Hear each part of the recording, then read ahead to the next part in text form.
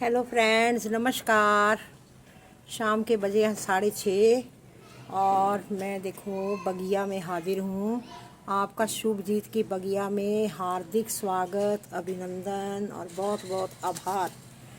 आज ये देखो फूलों के बारे में आपको बताने जा रही हूँ। आपको याद होगा कि मैंने आज से महीना पहले 20-22 दिन पहले मैंने वीडियो डाली थी बरसात में जितनी ज़्यादा हो सके कटिंग लगाओ। तो हमने ये गुलदाउदी की काफ़ी सारी कटिंग्स लगाई थी। तो वो कटिंग्स जो हैं अब कैसे देखो इतनी इतनी हो गई हैं, तैयार हो गई। जिन मेरे भाई बहनों ने बरसातों में ये कटिंग्स लगाई थी गुलदाउदी की, गेंदे की, है ना, तो वो जो हैं पौधे अब उनके बड़े हो गए होंगे, इतने इतने हो गए होंगे। तो उनकी अब देख रेख कैसे करनी है, अब इनको आगे इनसे हमने ज़्यादा फूल कैसे प्राप्त करने हैं, तो ये हमने देखना है। सभी फूलों के लिए खाद बताऊंगी कि कौन सी आपने डालनी है जो एक रॉकेट की तरह काम करेगी और आपके पौधों के ऊपर फूल जो हैं बहुत अधिक मात्रा में आएंगे। इस चीज़ के बारे में मैं आपको बताने जा रही हूँ। तो जैसे ये देखो, ये गुलदाउदी का पौधा है, ये भी गुलदाउदी का पौधा है। ये सारे ये देखिए, ये मेरे पुराने वाले पौधे हैं, ये मैंने नहीं निकाले। इनकी पिंचिंग करके मैंने यहाँ से कटिंग ले लेकर मैंने काफ़ी सारी कटिंग तैयार की थी। वो देखो पड़ी हुई है हमारी कटिंग, ये देखो। ये भी इनमें से कुछ मैंने ट्रांसप्लांट कर लिए हैं और कुछ पड़े हैं और कुछ मैंने अपने दोस्तों को गिफ्ट भी किए हैं। इनमें से काफ़ी सारे पौधे मैंने गिफ्ट भी किए हैं। कुछ कईयों ने मेरे से पौधे मांगे थे। मेरे आसपास जो मेरे फ्रेंड्स हैं और जहाँ मेरे डॉटर इन लॉ ड्यूटी पर जाती है वहाँ भी उनकी फ्रेंड्स ने भी ऐसे पौधे मांगे थे, तो उनको भी मैंने गिफ्ट किए थे। उन्होंने भी इंडोर प्लांट्स और ये फ्लावर्स कहते हमें पौधे दो, हमने अपनी बालकनीज़ में लगाने हैं। तो ये देखो, ये है टिकोमा का पौधा। इस टाइम ये भी जो है उस पे आ गया है, फ्लावरिंग आएगी इसमें। अब ये इसमें देखो ये बीज आ रहे हैं और ये अब जो है फूल देगा, इसमें फ्लावर्स आएंगे। अब ये देखो टिकोमा का पौधा, ये देखो इसमें ये ऐसे देखो ये आ रहे हैं, ये देखो बीज आ रहे हैं ना ऊपर। अब ये फ्लावरिंग पर है, तो इसको हमने स्पेशल अब क्या देना है, खाना क्या खिलाना है इनको, कि इनको भोजन कैसा दिया जाए कि ये जो है अच्छे से तंदुरुस्ती से ऐसे आगे बढ़े भाग भाग के। और गेंदे की भी आज मैं दिखाऊंगी कि कैसे आपने ये मैंने पनीरी तैयार की थी और आज मैंने ये देखो अभी लपेट के रखी है, ये निकाल ली है मैंने।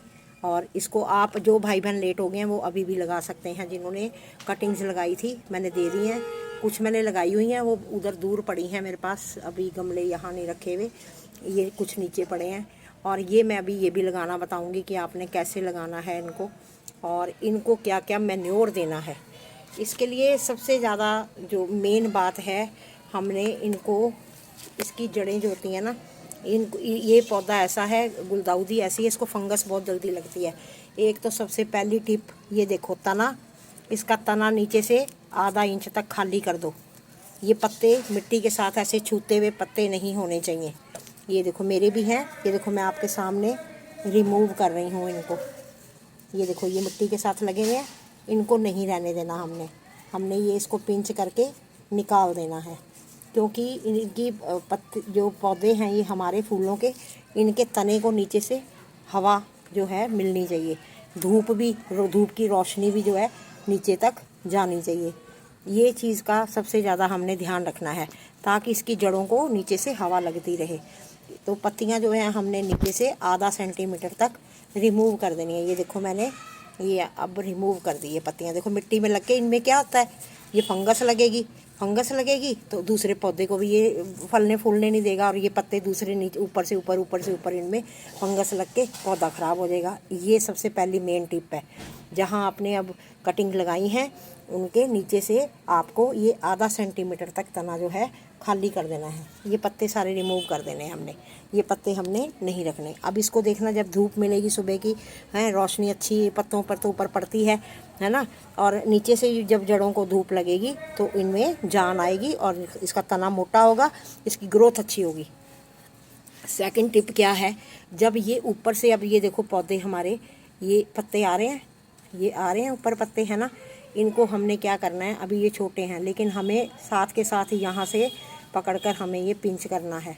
ये फिर देखो ध्यान से, बिल्कुल पास से देखो, ये चीज़ आ रही है ऊपर, ये देखो इनके बीच में ये जो आ रहा है पत्ता, ये हमने साथ के साथ ही इसको यहाँ से पिंच करके तोड़ के निकालना है। ये देखो ये निकल गया, बस इसको छोड़ दिया। अब यहाँ से जहाँ से हमने पिंच किया है ना, ये 2 पत्तियाँ, इसके 4 निकलेंगी, आगे डबल निकलेंगी। तो ये क्या होगा, ये पौधा घना हो जाएगा फूल वाले। नहीं तो ये लंबी ऐसे ऐसे बांस की तरह से लंबी एक ही डंडी जाती जाएगी, तो वो ऐसे चारों तरफ नहीं फैलेगी। जहाँ जहाँ से टहनियाँ निकलती जाएंगी, उनको आगे से ऐसे हमने पिंच करते जाना है। तो उससे क्या होगा, ये देखो इस पर भी आप देख लो, ये क्यों इतना घना क्यों है, ये देखो कितना घना है, ये कितना घना है। ये इसी तरह ये भी एक ही टहनी का लगा हुआ है, ये मदर प्लांट है। ये इससे मैंने आगे ये तैयार किए हुए और वो सीडलिंग जो दिखाई है पड़ी हुई, वो पड़ी है, और कुछ गमले मेरे दूर पड़े हैं। ये मदर प्लांट है, इसमें से मैंने तैयार किए थे ये। और इसमें से इधर भी देखो, इसमें ऊपर अब ये पुराना है, इसमें भी देखो ढेरों फूल आएंगे। लेकिन क्या करना है, इसमें हमने ये चीज़ है ऊपर से, ये जो पत्ते हैं, ये ऊपर वाली टहनी जो है ना, ये देखो ये पूरी की पूरी हम इसको ऐसे तोड़ देंगे, प्लग कर देंगे। ये देखो तोड़ दिया, ऐसे तोड़ना हमने। इसी तरह इसको, ये ऊपर से जितना हम यहाँ से इधर पिंच करेंगे, 1 की 2 निकलेंगी, और इनमें फ्लावर्स इतने अच्छे आएंगे, पूरे भारी भारी ऐसे मोटे मोटे फ्लावर्स आएंगे। ये सारी ऐसे पिंचिंग करनी है आपने, दूसरा काम ये आपने करना है। समझ आ गई या सबको? पहला तो वो मैंने बताया कि तना जो है नीचे से आधा सेंटीमीटर खाली करो, ताकि जो है तने को धूप लगे, उसको पत्तों को मिट्टी से मत टच होने दो। अगर मिट्टी में वो लगे रहेंगे तो उनमें आएगी फंगस आएगी, तो नीचे से नीचे ऊपर से ऊपर साथ साथ पत्तों के अंदर ही अंदर दूसरे पत्तों को भी ख़त्म कर देगा फंगस जो है। तब ये पौधे इतने नाजुक होते हैं कि इनको अब फंगस से बचाने के लिए क्या करना है हमने, ये पड़ी है हमारी नीम खली। ये हमने इतनी सी नीम खली लेनी है, ये देखो 1 चम्मच ली है मैंने सिर्फ 1 चम्मच ली है। और ये हमने इस दायरे के बाहर इधर इस तरह से डालनी है, तने के पास नहीं डालनी। और ये देखो मैंने मिट्टी को पहले पानी दिया था, गुड़ाई कर दी, और फिर मैंने इसको ये देखो नीम खली डाल दी। इससे क्या होगा कि नेक्स्ट डे जब मैं इसको पानी दूंगी तो वो पानी के साथ ही डिज़ोल्व होके इसके तने तक धीरे धीरे जाएगी।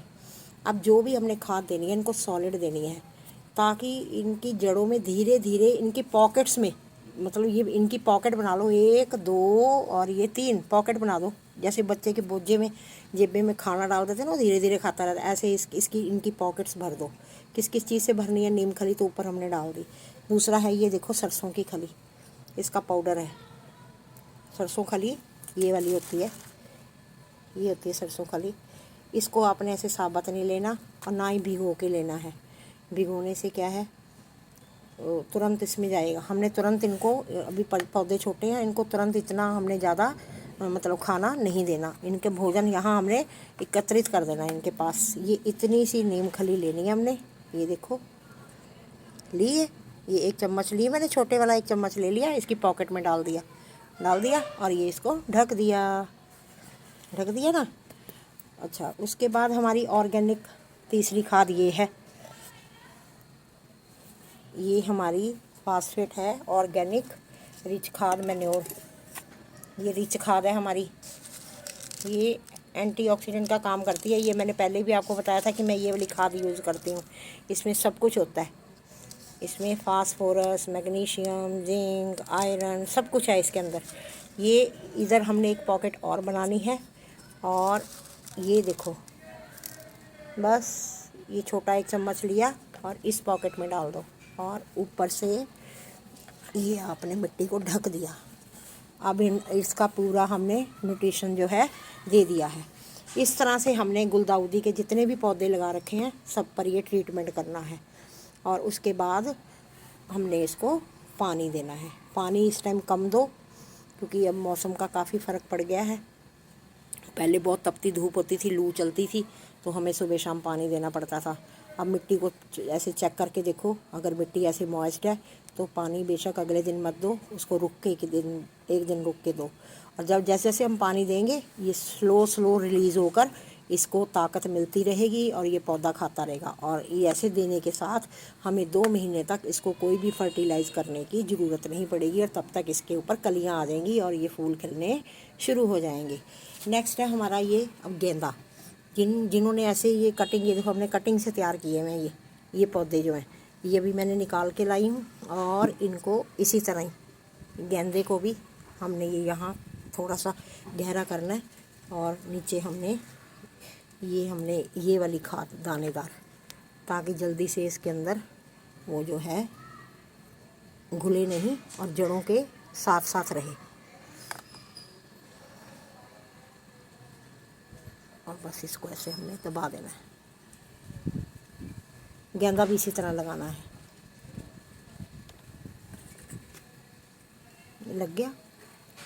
बस ये खास ध्यान रखना है हमने। और लगाने के बाद इनका कोई डर नहीं है। आप इसको आराम से धूप में रखिए, इसको शेड के नीचे और किसी शेड के नीचे भी नहीं और शेडी एरिया में भी रखने की ज़रूरत नहीं है। इनको जितनी अच्छी तरोताज़ा धूप और हवा मिलेगी उतना ही ये हमारे पौधे फलेंगे और फूलेंगे। ऐसे ही मधुमालती है, देखो मधुमालती में भी इसी तरह ही आपने देना, जिन्होंने मधुमालती लगा रखी है, क्योंकि मधुमालती में भी देखो आजकल ये फ्लावर्स आ रहे हैं, तो ये मधुमालती में भी यही खाद देनी है। ये टिकोमा का पौधा है जो मैंने अभी दिखाया आपको, इसमें ये पीले रंग का है। इसमें भी 3-4 कलर आते हैं। मेरे पास ये जो है पीले रंग का है, ये फ्लावर अभी आने वाले हैं इसके ऊपर। तो इसमें भी ऐसे ही देना है। जितने भी आपके और भी कई फूलों के आपने जो पौधे लगा रखे हैं, रोज़ लगाया हुआ है या और भी कई जबेरिया वगैरह भी लगाते हैं इन दिनों में, तो आप उनको क्या करो कि इसी तरह का ही मैन्योर दो, ताकि उनको ताकत मिले। स्लो रिलीज़ खाद देनी हमने, मतलब भी स्लो इनको खाना पानी मिलता रहे। ठीक है। आज की मेरी जानकारी आपको कैसी लगी? अच्छी लगी तो प्लीज़ इसको लाइक करें, शेयर करें। और जो मेरे चैनल को इस समय पहली बार देख रहे हैं, मेरे चैनल को सब्सक्राइब ज़रूर करें। धन्यवाद, नमस्कार। फिर मिलते हैं नए विषय के साथ, नई वीडियो में। खुश रहो, खुशियाँ बांटो।